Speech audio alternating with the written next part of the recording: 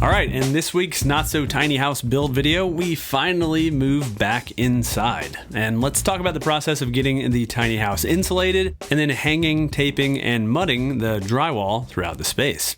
So before getting the tiny house insulated, I had a handful of items I needed to check off, and a lot of these had to be done prior to insulation due to the fact that I was adding soundproofing insulation to the interior walls, so running any kind of electrical after that installation would have been a real pain. So first I needed to get the junction boxes added for the low profile LED can lights I'm using as the outdoor lighting on the front of the house, and these will be mounted in a few of those holes I drilled for the soffit ventilation. And so the plan is to eventually have some sliding barn door style privacy screens on the front of the house to help cover up these huge sliding glass doors when our guests want a little privacy. And because of this, I couldn't install your typical wall sconces for the outdoor lights, so I had to get a little creative. And after brainstorming, I figured having some can lights in the soffit and exposed rafter tail area would not only look cool, but it would also keep the lights out of the way of the barn doors. I got the junction boxes wired up and punched a hole through the foam baffles to run the whip for the LED can lights outside, and once that was done, I could check that item off my punch list. Next, I needed to get the power supply or transformer for the LED strip lights I'll be using as accent lighting in the kitchen and living area installed in the wall. And this was super simple since my electrician had already roughed in both the Romex and low voltage wire to this location, so all I needed to do was connect everything. Aspect LED makes these metal boxes for installing their power supplies in the wall to make sure they never get a nail or screw run into them once the walls are covered up, and using this box with these power supplies meets electrical code requirements. They also make these super cool mini low voltage junction boxes so you can connect two low voltage wires securely in wall without worrying about them being pulled apart later, which could easily happen when insulation is installed. I also needed to run some additional low voltage wire inside these interior walls since this accent lighting will only be on the outer walls of the house. And this low voltage wire will allow me to connect two links of LED strips on opposite sides of the same room and run both strips off of one power supply, which will also allow me to control the lights with one switch. Before checking the LED strips off of my list, I also needed to add an access panel so I could access the power supply in the future if it ever fails. And this access panel is on the other side of the wall the power supply is installed in and will be hidden in one of the closet cabinets in the master bedroom. With that, I could move on to the next item on my punch list, which was adding some low voltage boxes for the Ethernet cable, which will connect to the router in our main house, plus the speaker wire for the outdoor patio speakers. And since both of these cables are low voltage, I could run them into a low voltage box, which I'll add a brush plate to later, and I also stapled the cables in place with my Arrow T59 stapler, which is designed for these types of cables. Next on the punch list was adding some additional framing for the shower niche, and unfortunately there really wasn't anywhere to put this niche except on an outside wall, which is a bit of a bummer from an insulation perspective, but I did add foam insulation to this area later, so we didn't lose too much R value there. I also added some painter's tape across the opening after framing so the insulators wouldn't install insulation in this area. Next up were some nailers for the plywood ceiling panels, and I had to add these in a few places throughout the house. And it's really important to think through this kind of nailer and blocking installation prior to having insulation installed because it's a whole lot easier to install these pieces without insulation in your way. Another place where blocking would commonly be added would be where the kitchen cabinets are installed, but because of the double top plate on our interior walls, I essentially have solid blocking across that entire wall.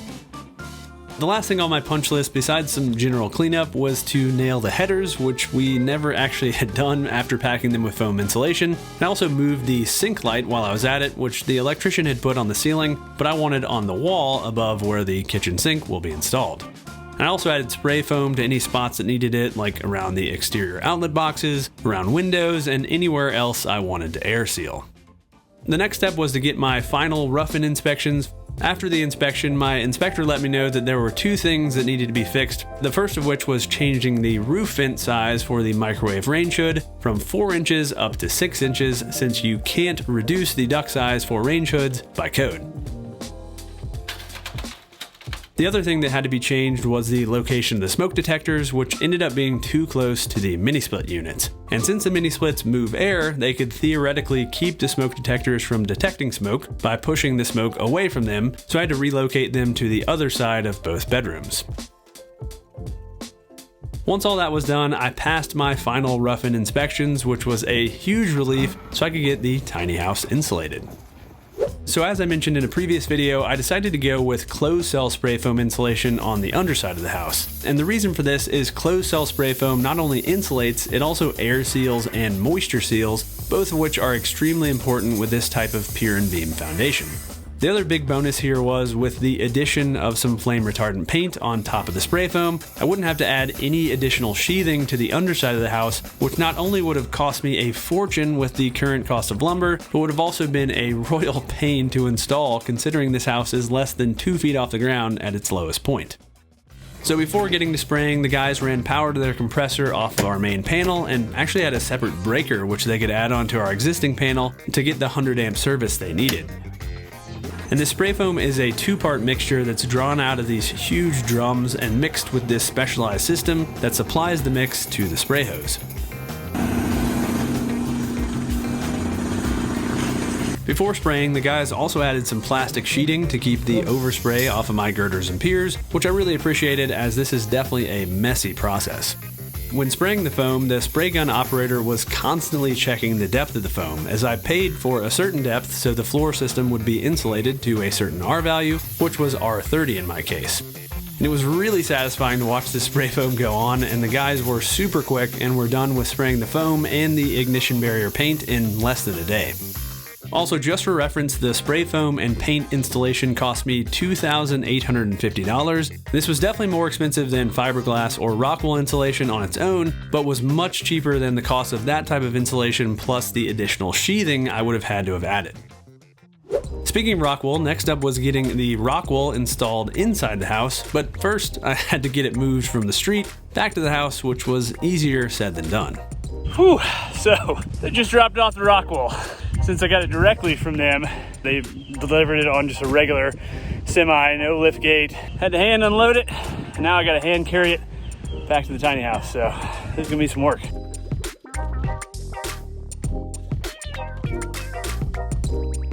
The next day, the insulators came back out to get the Rockwool installed, and they did a great job and got this insulation installed in just over a day with only 2 guys working. They were super quick. And the installation cost me $500, and Rockwool was awesome enough to provide the insulation I needed, so big thanks to them for that. And I used Rockwool Comfort Bat R38 in the rafters, Comfort Bat R23 in the 2x6 exterior walls, and Rockwool Safe and Sound soundproofing insulation in the interior walls to keep the sound transfer between the rooms to a minimum. And man, let me tell you, the difference between the space prior to installation and afterwards was incredible. So I think the craziest thing every time I have Rockwool installed is how quiet it makes a space. And so obviously we don't have the plywood wall covering up yet, so there'll be a little bit more echo, but I'm just using the built-in camera mic, which is not very good, and you can probably hear just how quiet it is in here. And that's really the reason I went with Rockwool. Having it all throughout the ceiling, throughout all of the walls, including the interior walls, it's gonna make sound transfer between the rooms in here basically non-existent. We've already found out that like if somebody's working in the bathroom here and I'm out here, we can barely hear each other talk even without any doors installed. It's really, really crazy. And here's a little echo test, just a little clap, just so you can hear how quiet it is. I mean, it's crazy. With that done, I could get the insulation inspection, which I passed with flying colors, and then we could move on to getting some drywall hung. And in case you missed it earlier in the series, the plan from the beginning has been to have a mix of drywall and finished plywood for the wall surfaces in this tiny house, with the drywall on the interior partition walls and plywood on the outer walls and ceiling. And because of this, we had a pretty simple drywall install since there weren't many corners or other odd bits to work with, and we already hung a little less than half of the drywall when we installed the mini split units earlier in this series. We started this part of the drywall process on the big open wall in the living room, and I once again set up a line laser to make sure this first row drywall went on level. I used my rotozip to cut out the hole for the outlet box, and if I had any tip for those of you who will be hanging a decent amount of drywall, it would be to invest in one of these bad boys. After cutting the hole, I came back and screwed off the panel, and this collated screw gun was another huge time saver here. And I think I'd still rather have a rotozip if I had to pick only one of these 2 tools, but you can get a set with both of these tools for like $250, which I think is well worth it if you're going to be hanging a lot of drywall. Anyway, we had to cut the next piece in the row, which butts up to the door to the guest bedroom to fit, and we got it hung, and then we could move on to the second row. And this piece needed to be cut to match the roof pitch, which was a little tricky as we wanted to minimize our gaps since we knew we only had about a 1/2 inch margin of error, since the 1/2 inch plywood would be the only thing that would cover these joints. And we won't be adding any additional trim where the plywood and drywall meets up. We eventually got it fit and tacked in place, and then we could mount a full sheet next, staggering the seams in the drywall to help add strength and prevent cracking.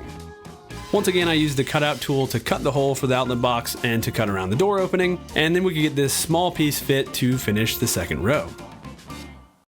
The last row ended up being a good place to use up some of the scrap offcuts from when we installed drywall previously, so we ended up with 3 smaller pieces here, and I think that was a lot easier to install than trying to nail those angles on 1 or even 2 larger pieces of drywall.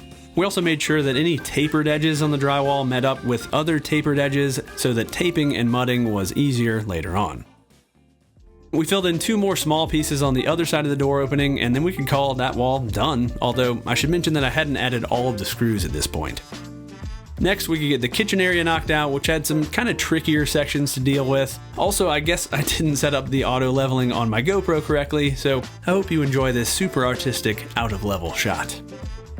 Anyway, next we knocked out the hallway, starting with the ceiling, which is where you typically want to start your drywall installation if you're working up to a drywall ceiling. Also, when installing the drywall on this hallway wall, I noticed the stud on the end of this wall was bowed in, and that bow had been locked in place by the piece of drywall on the other side of the wall. And thankfully, I could quickly remove that piece and get the stud straightened out before moving on. Finally, we installed drywall around the door opening leading into the master bedroom, as well as the bathroom ceiling off camera, and it was time for taping and mudding. And rather than try to do this myself, since I am pretty terrible at drywall finishing, I decided to hire my buddy Justin, who you might remember from my shop build series a few years ago. And Justin is a drywall wizard, and he makes this whole process look so much easier than it really is. Justin started the process by installing the metal corner bead around the corners, which thankfully we didn't have very many of, and he used his joint knife to make sure the corner bead was staying in line with the walls and not twisting as he nailed it in place. And this corner bead protrudes along the corner, which in turn gives you an area to fill with mud so you can blend the areas later. And this doesn't work if the corner bead is twisted and flush with the wall, as the mud just won't have anywhere to go. Also, you can see that I decided to add 2 more pieces of drywall in the kitchen sink area, since I'll be running the tile backsplash to the ceiling here, and it would have been a total waste to use pre-finished plywood in that area when that costs $60 a sheet versus drywall at $10 a sheet. Anyway, after adding the corner trim, Justin mixed up a batch of 45-minute mud to fill in any of Eddie and I's shoddy workmanship, including this huge gap in the kitchen area where we mismeasured and cut a piece way too narrow. Now, this will all be hidden by kitchen cabinets, but Justin went ahead and filled it in anyway because that's the kind of guy Justin is, extremely detail-oriented. Once that was done, he added a little water to some bucket mud to get it to the consistency he wanted, and then got to taping all of the seams. Creamy. And the taping process started on the horizontal seams, since the long edges of these drywall panels have tapered edges. And these edges need more mud added to be leveled out. After applying the first layer of mud with a 4-inch joint knife, Justin rolled out some drywall tape across the seam, and one tip here is to apply the tape very lightly, only kind of tapping it into place in a few spots. Once the strip of tape was applied, Justin used the same 4-inch knife to press the tape in place, which also removed the excess mud from beneath the tape. Justin then removed any excess mud around the seam with the joint knife, feathering the mud out in the process. The vertical seams worked in basically the same way, except he could apply way less mud since, again, the ends of the panels aren't tapered like the edges. Also, as I mentioned, the tape on the vertical seams overlapped the tape on the horizontal seams slightly when those 2 seams met up. From there, Justin just continued working up the wall, taping the rest of the seams, and then he went back and flat taped all of the edges of the walls. And it'll be incredibly helpful to have the edges of these panels nice and tidy when we go to install the plywood, which will butt right up to the drywall, again with no trim, later on in the process. Next, Justin could repeat the process in the kitchen and hallway area, the only difference being that he had some inside corners to deal with here. To tape these inside corners, Justin applied mud to both faces of the corner and then creased a length of tape down the center before applying it to the seam. He then worked his way along the corner, working each face and removing any excess mud. He then repeated the process for the other 2 inside corners in the hallway and also went ahead and mudded all the screws while he was at it. And you also see that he carried around a screwdriver with him during this process so that he could tighten down any of the screw heads that weren't sitting below the surface of the drywall.